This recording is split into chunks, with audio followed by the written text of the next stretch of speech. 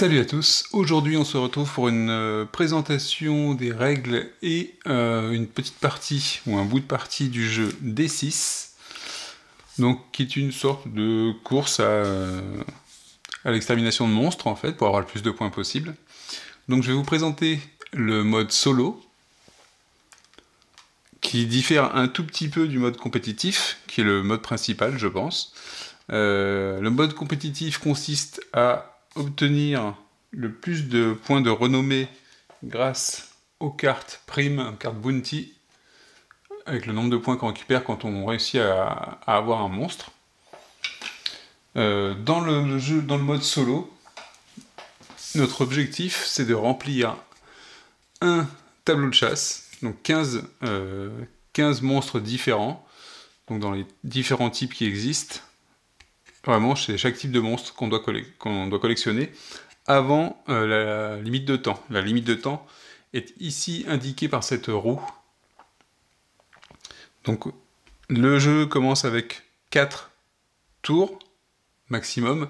On va pouvoir, en mode solo, augmenter ce nombre de tours, justement en allant chercher ces primes aux monstres. À savoir que dans le jeu en solo, les monstres, les primes de monstres ne nous servent pas à avoir un meilleur score, mais seulement à gagner du temps, visant du temps nécessaire pour remplir ce tableau-là.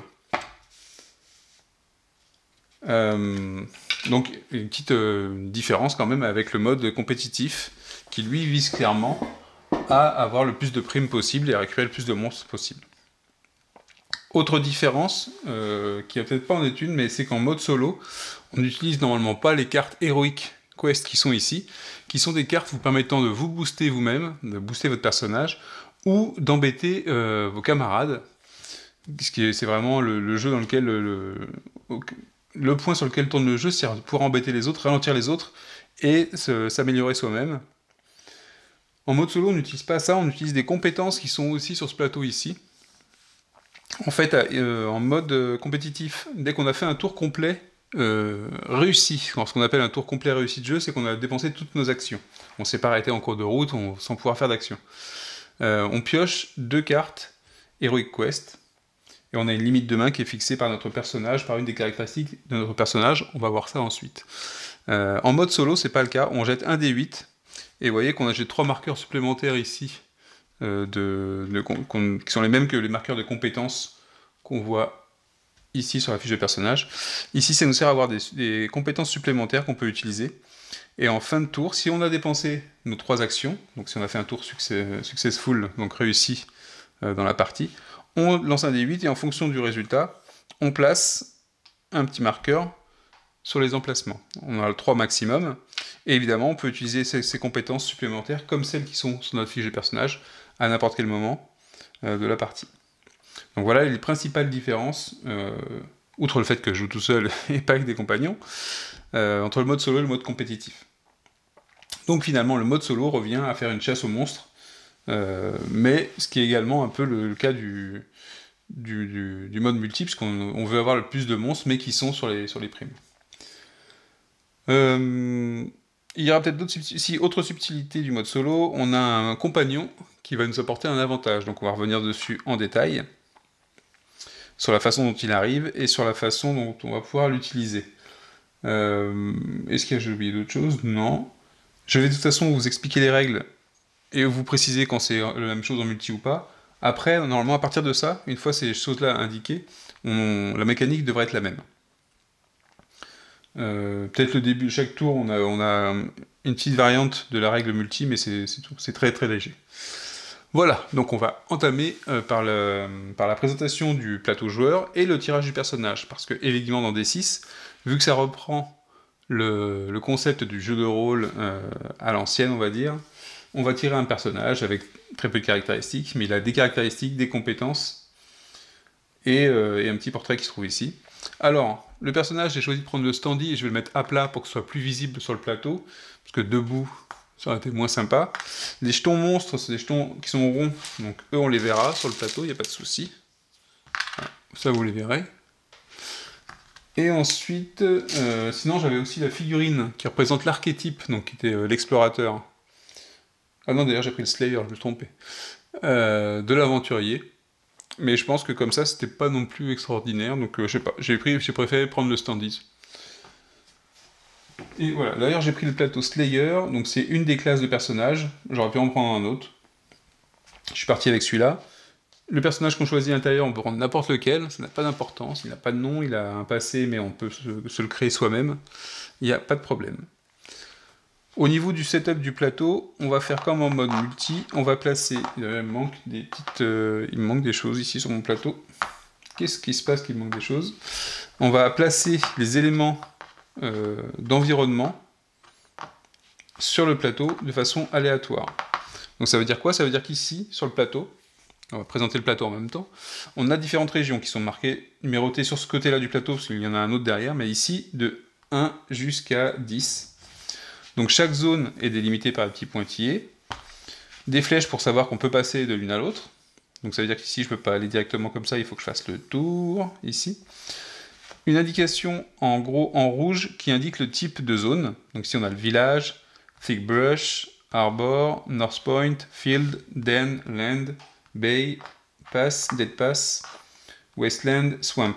Ces mots-clés de zone, on les retrouve en fait sur les cartes de chasseurs de primes, sur lesquelles on va nous indiquer le monstre, le type de monstre, donc là c'est mort-vivant, et la zone dans laquelle on doit le récupérer. Ça veut dire que la prime qu'on cherche, le monstre qu'on cherche, ce sera un monstre qui sera de type mort-vivant, par exemple sur celui-là, dans les marécages. Ça veut dire qu'il faudra que ce soit un mort-vivant ici. Donc pour récupérer cette carte prime-là, il faut que j'aille tuer un mort-vivant dans cette zone-là. Voilà, c'est comme ça que fonctionnent les primes. En mode solo aussi, chose importante en mode solo, on n'a que 8 cartes primes en tout et pour tout dans la partie, donc elles sont tirées au hasard au début, j'en ai mis que 8, hein, il y en a 5 qui traînent ici normalement, plus les 3 que j'ai ici. Alors ce que j'ai fait, parce que c'est pas précisé dans la règle, et que j'ai vu des discussions sur les forums, c'est que normalement, on nous dit de prendre les 8 cartes bounty, donc primes au début de la partie, et que c'est les seules qu'on aura dans le jeu. Mais si je reviens un peu sur le mode qu'on utilise en compétitif, on n'a que 3 cartes maximum disponibles de primes, de chasseurs de primes. Donc je fais un peu les deux, j'ai les 8 cartes maximum dans le deck de primes, et j'en affiche 3 ici.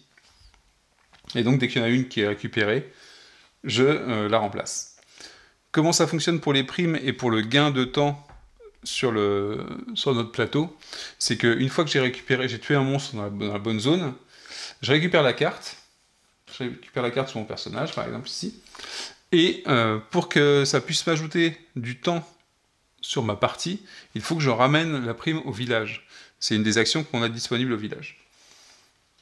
Voilà comment ça va fonctionner pour moi, pour le mode solo. Donc on a nos 10 zones et sur lesquelles on va répartir nos environnements. Là il m'en manque 2 autres, des environnements, donc je vais aller les chercher tout de suite. Donc voilà les 2 derniers environnements qui me manquaient. À quoi servent ces environnements? À quoi ils vont me servir dans la partie? Ils vont me servir pour les monstres. Vous allez voir qu'un monstre... Donc les monstres, hein, quand on va tirer un monstre au hasard, on a un joli sac D6 dans lequel il y a plein de monstres. Les monstres sont représentés pas avec des figurines, mais avec des petits jetons et des autocollants dessus, qui ont été collés avant, on n'a pas eu à le faire, c'est recto verso. Et sur ce jeton, c'est marqué le type de monstre, donc là c'est marqué vampire, donc type mort-vivant. Sa force, là il est marqué un D12. Et ici, il a pas de bonus en plus de D12, mais il a un bonus si jamais il est dans un cimetière, je crois. Alors là par contre, c'est là le problème, c'est de se rendre compte... Mais je crois que c'est ça. Du petit symbole, il y a un tout petit dessin en dessous, j'essaie d'approcher, il y a un tout petit dessin en dessous avec un plus. Et donc ça vous donne le type de terrain sur lequel il y a un bonus. Donc ça veut dire que celui-là il aura un plus 1, en plus du D12, dans un environnement de type cimetière. Je crois que c'est le cas de tous les morts-vivants d'ailleurs. À vérifier dans la partie. Donc ça veut dire que si je trouve dans un environnement où il y a le cimetière, il aura le bonus de plus 1. Les environnements dans le jeu de base, on a 8.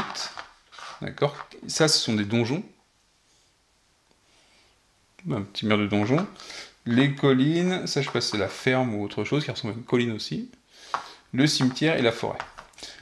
Dans l'extension, qui vient avec les petits plateaux que vous voyez ici, là où j'ai mis les pièces, là où il y a les petits jetons d'amélioration ou les petits points de vie, d'ailleurs il faut que j'en prenne 3 pour mon personnage, et les petites caractéristiques, il y a aussi d'autres environnements, donc ça veut dire qu'on peut, c'est un choix, on n'est pas obligé de garder les 8 de base, on peut en mettre plus si on a envie, pour que toutes les zones aient un peu des modificateurs. D'ailleurs, ça serait peut-être utile de le faire quand on est en solo pour augmenter la difficulté, mais bon, je vais pas passer tout de suite là-dessus. On va rester sur nos 8 environnements.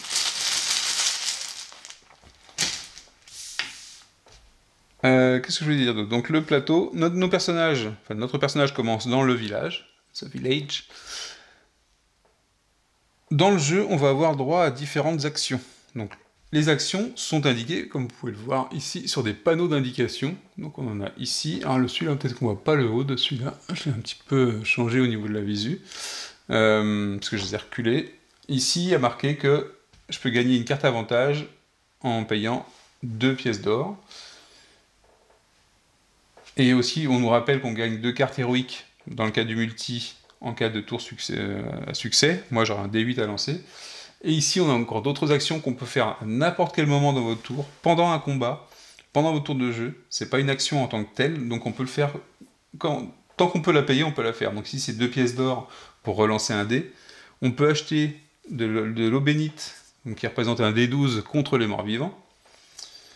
Le cache-cube, on s'en sert qu'en multi, c'est pour un peu embêter les voisins. Et on peut louer un cheval, c'est-à-dire qu'on peut payer 1 pièce d'or pour avoir un mouvement plus 1. C'est-à-dire que je fais mon mouvement, et je gagne un plus 1 pour 1 pièce d'or, ce qui fait que je vais pouvoir aller un peu plus loin lors de mon mouvement, mon action de mouvement.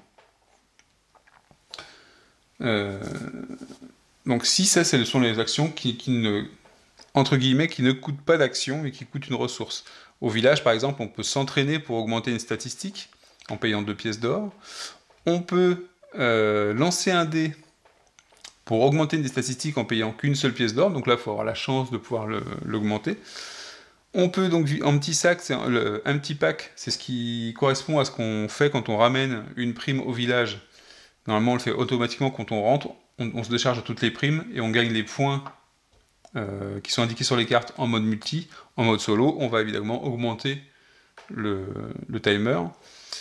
Heroes Lodge, on peut récupérer des compétences qu'on a utilisées. Parce que les compétences, quand on les utilise, donc on ne parle pas de celles qui sont en plus pour le mode solo, mais des compétences standards qu'on débloque, qu'on va avoir de débloquer en fonction du niveau de compétences. Quand on les utilise, elles sont lockées dans les emplacements. Au village, contre une pièce d'or, je peux les rendre à nouveau disponibles pour les utiliser comme je veux. D'accord ? Les compétences ici sont toutes disponibles. Il suffit que je place un marqueur débloqué, donc c'est la deuxième rangée, sur une zone pour l'utiliser. Par contre, après, je ne peux pas le refaire. Il faut que j'utilise un deuxième marqueur, pas au même endroit, mais sur un autre, pour en utiliser un autre. Et quand je retourne au village, je peux dépenser une pièce d'or pour les remettre à nouveau disponibles. Ici, ce sont les compétences qui ne sont pas débloquées. On va y revenir quand on va faire la fiche de personnage. Donc voilà pourquoi il y a des panneaux de chaque côté. Ici, ce sont les différents decks, donc avantage, Heroic Quest, Bounty. Les pièces d'or ici, les caractéristiques, je vais la rapprocher d'ailleurs pour le tirage du personnage, les points de vie, donc j'ai mis des points de vie sur mon personnage ici, notre compagnon ici, et les compétences supplémentaires du mode solo, le timer, donc le timer ici, il va tourner à chaque tour de jeu, il va tourner comme ça, hop, hop, hop. Si à la fin de ce tour-là, si j'ai pas déplacé le cube rouge qui indique le dernier tour de jeu finalement, j'ai pas rempli mon tableau de chasse, je perds le mode solo. Quand je franchis... Alors il y a certaines zones qui ont des annotations, il y a marqué la nuit du chasseur, avec un +2, ça veut dire que quand mon marqueur de tour est dessus, pendant ce tour-là, tous les monstres ont un +2 à leur statistique de combat. Donc c'est plus difficile pour nous, il faut être bien préparé. Quand mon marqueur franchit le petit trait rouge ici avec un D100 qui représente 0,0, c'est le cas ici aussi, ici, c'est qu'on lance un D100 et il y a un événement sur la table du Game Master, du maître du donjon, qui se trouve dans le livre ici, au tout début du livre. Il y a une table de 100 entrées pour les événements. Et vous voyez qu'à chaque fois qu'on fait une partie, on n'en franchit que 1, 2, peut-être 3. Je pense que c'est dur de passer le 4e, mais au pire, on fait 4 événements. Il y en a 100. Et encore, il y a d'autres tables avec des D12 et des trucs comme ça. Donc on peut varier le plaisir et on ne revient pas tout le temps sur les mêmes. Donc ça, c'est déjà bien, ça rassure sur le niveau de rejouabilité au niveau des événements, même si c'est pas le cœur du jeu finalement. Alors, Ici sur le panneau, on a en plus de notre feuille de personnage qui va se trouver ici, sur laquelle on va rentrer en détail, on a le panneau où on peut récupérer, on a nos potions, et en fait où on a la récolte, ce qu'on appelle la phase de récolte, au début d'un tour, en mode solo. On lance ce qu'on appelle un dé de gather, donc de récolte finalement. C'est un D4, on en lance 2 en mode solo. Donc je vais utiliser les dés ennemis et amis en même temps, on en lance 2, et on fait ce qui est marqué sur le plateau ici. Donc soit gagner une carte avantage, soit... Alors ça va être différent en mode solo d'ailleurs.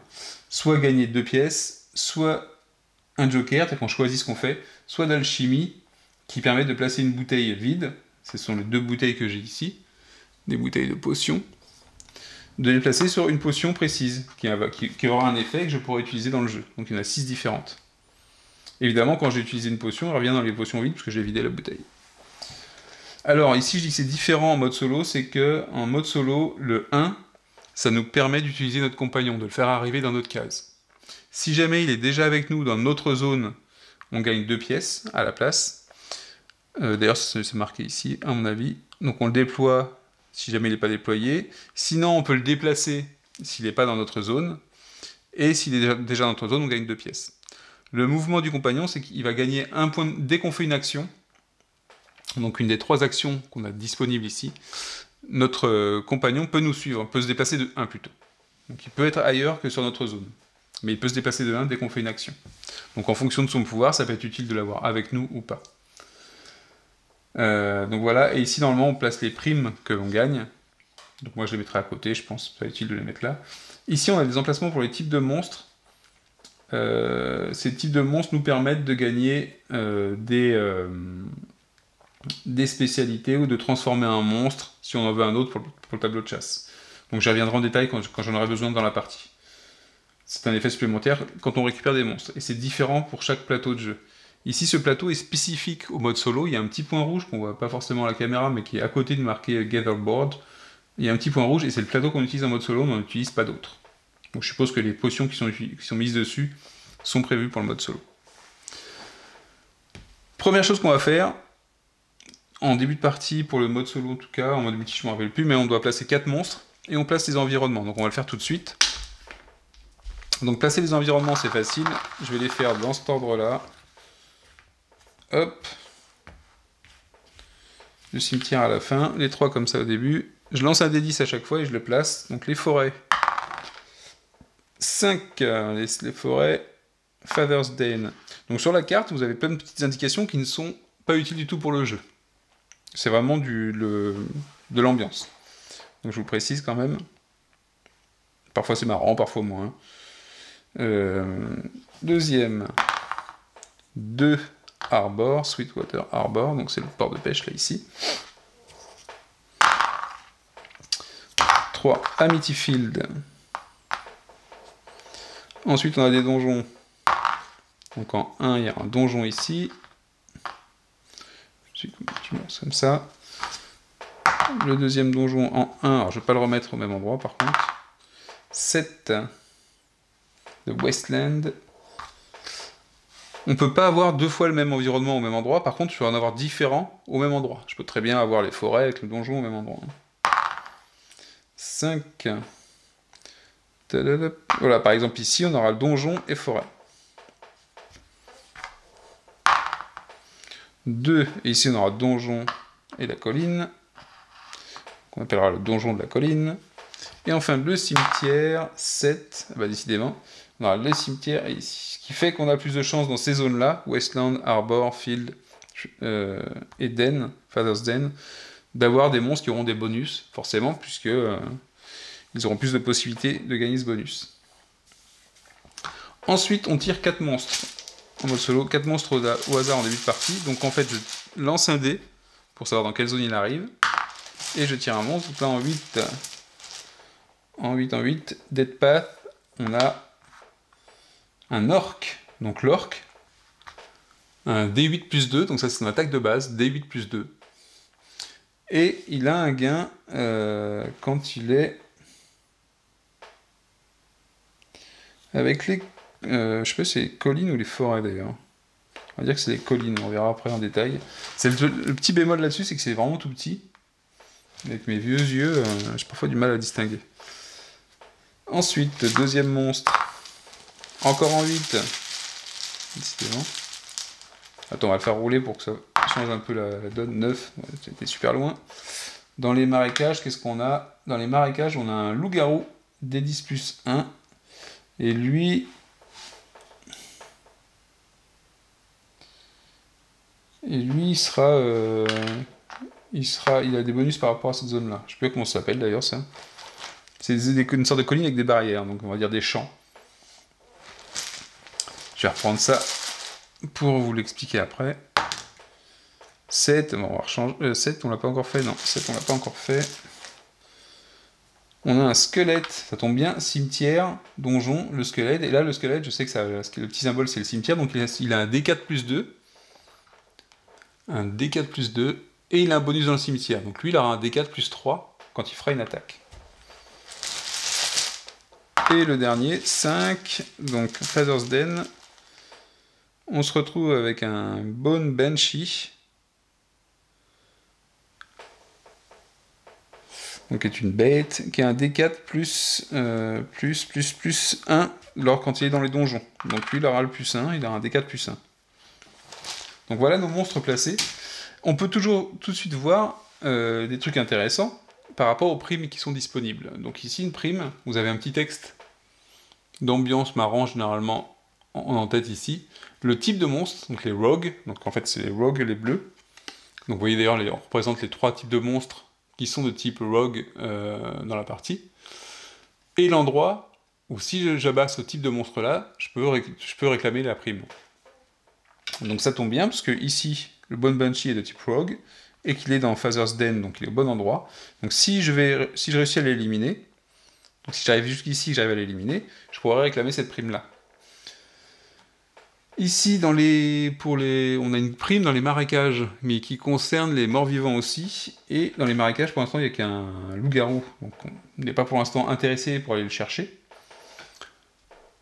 Et on a encore besoin de morts-vivants dans le type de chemin pass. Ce serait le Dead Pass, mais c'est un orc qu'on a à son droit. Donc pour l'instant, sur le plateau, la seule prime qui serait disponible, qui nous intéresse, c'est ce Bone Banshee à Father's Den. Donc on pourra commencer à le viser pour nous donner un objectif de début de partie. Donc voilà la mise en place qui est faite. Et maintenant quand même, on va faire quelque chose, c'est qu'on va tirer le personnage. Pour savoir, donc le personnage au début il n'a aucune compétence bien sûr, il n'a aucune caractéristique, pour savoir comment à quoi il ressemble. Donc comment est-ce qu'on tire un personnage? C'est très simple. On prend un D6, alors je vais récupérer ça, j'espère que ça tombe pas, donc voilà les petits bonus de l'extension village. Là c'est une sorte de fontaine de jouvence avec les points de vie qui représentent aussi les points de buff des monstres, quand on augmente les forces des monstres par exemple. Et les petits carrés de caractéristiques, qui ont 2 valeurs à chaque fois, 5, 6, 1, 2, 3, 4, 5, 6. Donc pour notre personnage, qui est donc ici notre plateau personnage, hop. Donc vous voyez ici, c'est les compétences, ici les caractéristiques. Donc caractéristiques, la première c'est la force, ensuite la discrétion, ensuite l'intelligence et les compétences. Donc la force va nous permettre de limiter la taille de main qu'on peut avoir au niveau des cartes avantage et héroïque. Donc nous on n'a pas de carte avantage en mode solo, donc on n'a que les cartes héros, on pourra en avoir que 3 maximum, enfin 5 maximum plutôt. Donc si on a 3 en force, on peut garder 3 cartes maximum de chaque type, 4 de chaque type, 5 de chaque type. Le 6 en force, donc on a toujours 5 cartes maximum, de toute façon le 6 est intéressant en force, parce qu'il nous permet de gagner les égalités sur les combats. Donc en cas d'égalité sur les jets de dés plus modificateurs, une égalité et on remporte le combat. La discrétion, la statistique Stealth, nous permet d'éviter les ennemis si on réussit un test de discrétion. Donc ça nous permet de passer par des zones en continuant notre mouvement sans combattre les ennemis. Sinon, si on rate le jet de discrétion et qu'il y a des ennemis, de toute façon on le fait seulement s'il y a des ennemis, on est engagé avec les ennemis. Donc on sera obligé de faire le combat et d'arrêter notre mouvement. Et si jamais d'ailleurs on a payé un cheval pour aller plus loin, en payant des pièces d'or, et ben on perd l'or qu'on a perdu pour le cheval, parce que le cheval s'est barré ou s'est fait bouffer par le monstre. Intelligence, je sais plus à quoi ça sert. D'ailleurs, l'intelligence, je crois que c'est pour des tests sur les cartes héroïques. Je suis pas sûr qu'en mode solo, ce soit très utile. Et skill est super intéressant aussi, parce qu'en fonction de son niveau, on va débloquer plus ou moins de compétences. Si on a 3, on débloque une compétence, 4, 2 compétences, 5, 3 compétences, et apparemment le 6, on peut faire stack skill, ça veut dire qu'on pourra utiliser 2 compétences sur la même chose. Donc voilà pour les caractéristiques. Ici, c'est nos indicateurs d'action pendant le tour de jeu, on va y revenir après. Donc les caractéristiques, comment ça se passe? Je lance un D6. Si je fais 1, 2 ou 3, ça vaut 3. C'est-à-dire que je vais mettre un marqueur 3 dans la case que je vais choisir. Quand je fais ça, quand je tire 1, 2 ou 3, ou 1 ou 2, je gagne une pièce d'or, pour compenser le fait que j'ai tiré une caractéristique faible. Sinon 4, 5, 6, on les laisse, bien sûr, naturellement. Donc on va tirer les caractéristiques. Donc c'est parti, on lance un dé, on obtient un 6 directement. Donc le 6, je vais l'utiliser en skill directement. Un 6, c'est formidable. Donc je vais mettre un 6 en skill. Ça va me permettre quoi? De pouvoir débloquer mes 3 marqueurs. Donc j'aurai accès aux 3 compétences, et je pourrais même en mettre 2 en même utilisation. Donc effectivement, on peut se dire qu'on a un tirage aléatoire de ce personnage-là, et donc forcément, par exemple, en solo, même, que ce soit en solo ou en multi, on imagine que la partie sera peut-être plus facile quand on a des bonnes caractéristiques que quand on a des mauvaises au tirage. Mais c'est comme ça. Et c'est pareil en mode compétitif aussi. Et je fais pas exprès, hein. Bien lancer le dé. 6. Là, je vais mettre en stills. Alors ici, j'ai un plus 1 force, donc je vais faire plus 1 mon dé. Sur un 6, je peux pas aller au-delà de 6. 5, je vais le mettre en force. Je vais être un... je vais faire mon tirage, ça continue, je trouve que ça fait trop... Et 3. Enfin, j'ai 3 en intelligence. J'ai fait un Slayer, hein, c'est un bon guerrier. 3 en intelligence, 6, 6, 6, ça fait un peu beaucoup, je trouve. Du coup, par contre, j'ai aucune pièce d'or, donc j'aurai pas de carte avantage. Ce qui, parfois, il vaut mieux avoir plutôt des cartes avantage, d'ailleurs, que des caractéristiques béton. Parce que le 6 en force me permet uniquement... Normalement, me permet uniquement de gagner des égalités. Ça seulement pour éviter les monstres. Ça c'est intéressant parce qu'on a plus de skills, mais une fois qu'ils sont utilisés, c'est terminé. Voilà, j'ai fait un gros bill. 6, 6, 6 et un 3 en intelligence. C'est formidable. Ensuite, les skills sont prêts, les points de vie sont placés.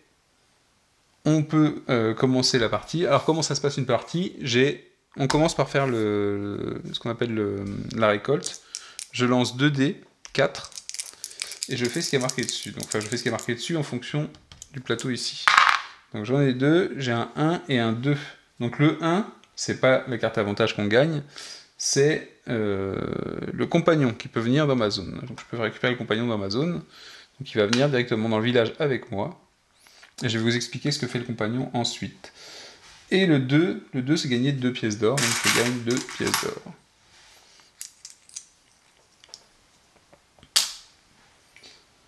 Voilà, ensuite, c'est pas tout, on fait arriver des monstres.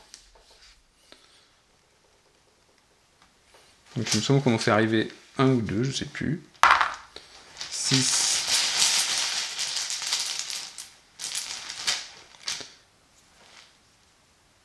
En 6,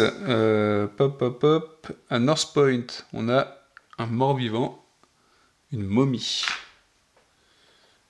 qui elle gagne un bonus dans les donjons, mais pour l'instant ce n'est pas le cas, parce qu'il n'y a pas de donjon à North Point. Pour l'instant, les monstres ne se déplacent pas, ils restent là où ils sont. Et il me semble qu'on en lance un deuxième, enfin je vérifie quand même, je suis en train de faire 8, Dead Pass. À Pass, on est intéressé parce qu'on a assisté à un mort-vivant et c'est un... Ah non, c'est un loup-garou. Donc c'est pas un mort-vivant. Donc ça n'empêche pas qu'il y ait des monstres à passer, c'est-à-dire que même si ça ne nous intéresse pas, il faut, si jamais j'ai besoin de passer par là, pour X raisons, il faudra que je passe les monstres soit en faisant un jet de discrétion, soit en les combattant. Malgré tout, il faut qu'on remplisse ce tableau-là, donc on a intérêt à combattre des monstres. Il faut seulement savoir à quel moment on va les combattre, à quel moment on aura les bonnes cartes pour aller les combattre, et c'est ce qui va résumer un peu la partie. Donc, en mode solo, on fait arriver 4 monstres, et à chaque tour, on fait arriver 2 nouveaux monstres. C'est bien ça. En mode multi, on fait arriver, c'est chaque joueur, quand il fait son tour, il fait un Open Gather, ça veut dire qu'il lance un des 4, et tout le monde gagne l'action du D4, et on ne spawn qu'un seul monstre par joueur. Mon compagnon ici qui est arrivé, grâce à mon premier gather, il me fait +1 lors des combats, tant qu'il est avec moi.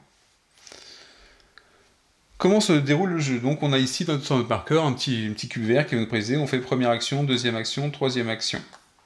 Les actions qui sont appelées des actions dans le jeu. On va avoir le déplacement d'un lieu, donc sur mon petit marqueur de personnage, je le déplace dans une zone, comme ça fait 1, ça compte pour une action.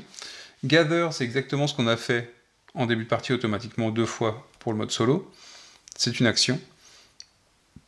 Et Hunt un ennemi, c'est une action également. Donc du coup, et le Hunt, alors Hunt, ça correspond à chasser un ennemi, ça veut dire qu'on se trouve sur une zone, et ou sur le plateau, il n'y a pas ce qu'on cherche comme prime, par exemple, et ben on tire un ennemi du sac, on le fait arriver sur notre zone. Donc ça permet d'avoir plus de chances de trouver les monstres qui correspondent à à une des primes éventuelles. Ces 3 actions, on peut faire 3 moves si on a envie. Un gather, 2 moves, dans l'ordre qu'on veut, le nombre de fois qu'on veut. Si on ne fait pas 3 actions dans notre tour de jeu, pour X raisons, on n'aura pas fait un tour de façon réussie, et on ne pourra pas gagner un des objets qui se trouvent sur ce plateau-là. En multi, on ne pourra pas tirer 2 cartes héroïques. Dans le reste des actions qu'on peut faire, on peut acheter tout ce que je vous ai dit tout à l'heure, acheter des consommables, jouer des cartes, boire des potions, acheter des cartes avantages, utiliser des compétences. Combattre les ennemis, ça ne compte pas comme action, je peux en faire autant que je veux. Les seules actions qui nous limitent et sur lesquelles on est limité sur notre plateau, ici, ou ici plutôt, ce sont les 3 actions que je vous ai dites, c'est-à-dire se déplacer, récolter et chasser.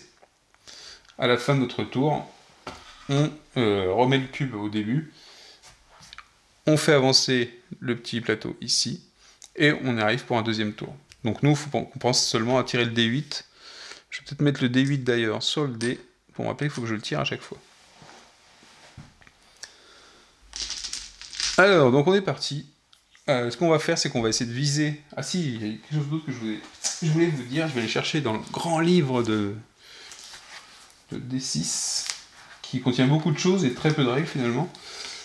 C'est les cartes environnement. Ah voilà, on a forêt, cimetière, alors trails, je sais pas comment on va traduire trails, c'est ceux-là, et les collines. Donc on aura des collines, des sentiers, des chemins, des forêts et des donjons. On va dire que trails, c'est sentier, chemin. J'utiliserai plein de mots pour dire ça.